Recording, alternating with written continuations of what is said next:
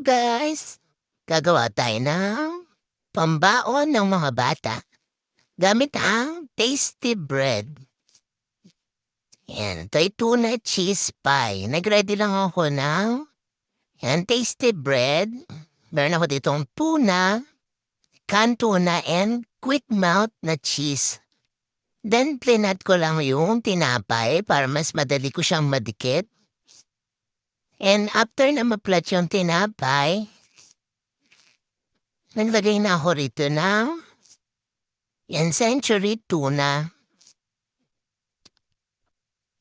Naglagay na rin ako ng, ang nilalagay ko dito guys is quick melt cheese para pag prinito natin siya, malambot, sobrang tunaw yung talaga cheese.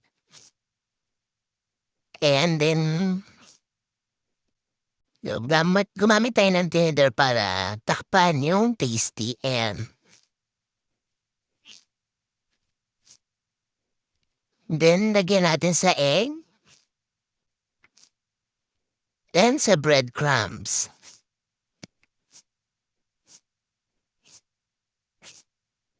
So, ready na tayo dito ng pan.